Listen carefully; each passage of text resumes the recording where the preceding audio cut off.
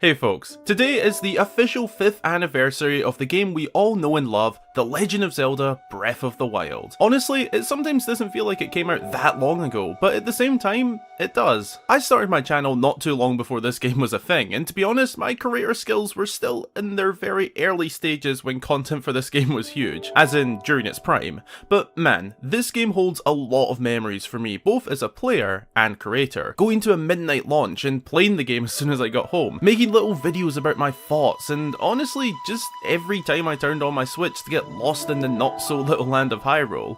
Those are some great memories. This game is phenomenal. Now, as a Zelda-based creator, I of course discuss all things Zelda, a big part of that being the lore, history, and mysteries within the games. Breath of the Wild taught us a lot of new stuff, both past and present, filling in some gaps and creating some new ones. As a sort of celebration to this wonderful game on its 5th birthday, I thought we could go over 5 things we've learned from the game, looking at things that are important to me, mainly in regards to the game's lore, history, mysteries, but also just anything to do with the game. So without further ado, happy 5th birthday Breath of the Wild, and as always, especially on your birthday, be sure to go and grab yourself a snack or drink and send them in to get featured right here. Be sure to drop a like and subscribe if you haven't already, really helps the channel out, and let's get into this one. First up, the new timeline lore. When Breath of the Wild was the fresh new game on the block, the theorists and lore lovers of the Zelda community were in shock as to trying to figure out where this game takes place in the Zelda timeline. It actually took a little while for us to get a somewhat bit of confirmation.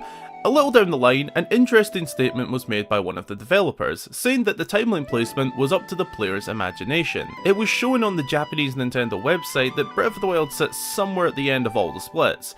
Fans loved this, not so much because of the sort of answer, but more because of the questions that were begged. Is this an inevitable outcome of all timelines? Does this merge all three into one? The start of a new linear timeline? We don't really know and probably won't for a while, if ever. The game contains nods to past games within all 3 timeline splits and even earlier, linking it to all potential timelines of events.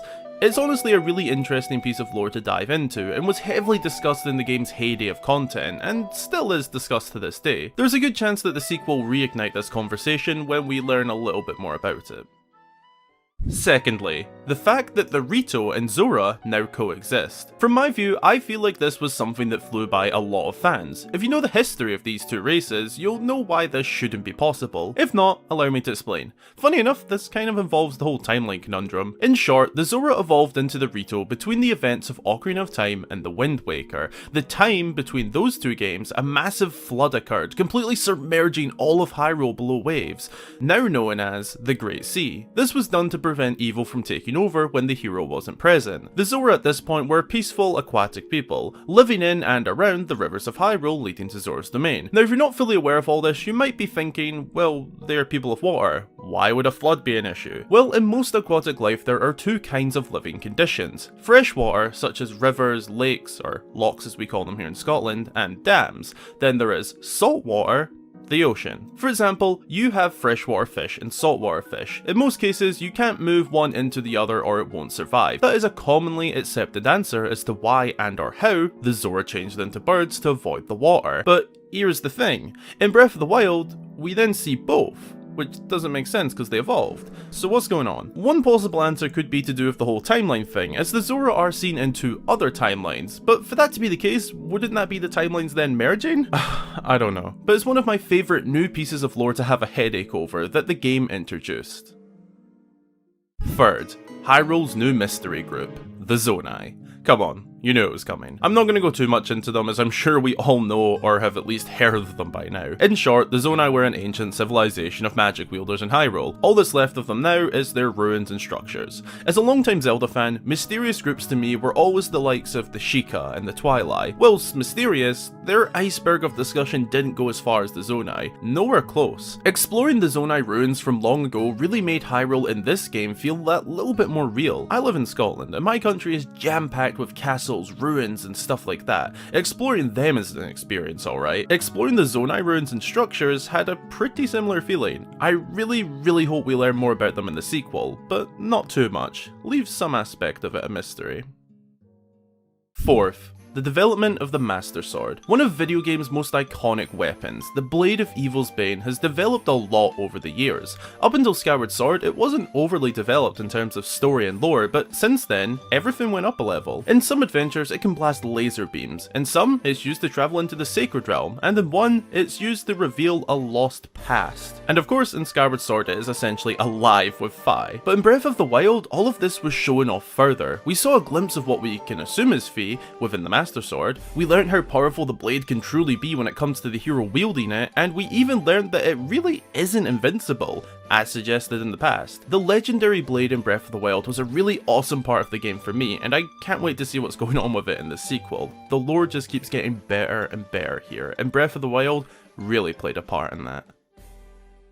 Fifth, open world Zelda works. Prior to the release of this masterpiece, the Zelda series wasn't open world at all. It's funny, the very first game back in the 80s was open world, but since then, the next time the series would see the freedom of open world was Breath of the Wild. But obviously, the two games are very different in so many ways, but they do share the key fundamentals to a Zelda game: a hero with a sword, dungeons, monsters, a goal in mind, and a stunning land to explore. Breath of the Wild is, in a way, the original vision of Zelda on the NES, but with modern technology. I'll be honest, as someone who grew up with the likes of Ocarina of Time, the Minish Cap, Twilight Princess, and so on, the thought of an open world Zelda to me was a sort of 50-50 idea on whether it would be good or not. I wasn't sure if it would work. I had no doubts that it would be bloody epic, but as for working as a Zelda game, I wasn't sure. My opinion on the outcome of that has changed over the years, but 5 years on, I can say it succeeded. For me, Breath of the Wild is an open world Zelda game, and works incredibly for me. And for me, this is the best thing about the game. From day 1 to day 1826, today, 5 years on. The open world Zelda game known as Breath of the Wild has been a phenomenal adventure to experience, both as a player, staying up till 5 or 6 in the morning playing, sometimes the whole night and day, but also as a creator, talking about what I love, with all of you amazing people who are the same as me. A Zelda fan. The best community out there. Again, happy 5th anniversary to Breath of the Wild, and here's to many more.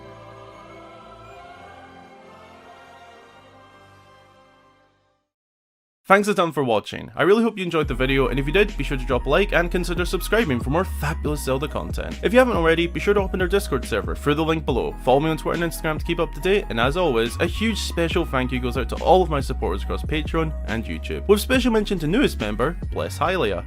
Bless you for your generous support. If you'd like to join them and get yourself a shout out upon joining and your name at the end of every video, then consider supporting. Again, thanks for watching, and until the next time, I've been Hyrule Gamer.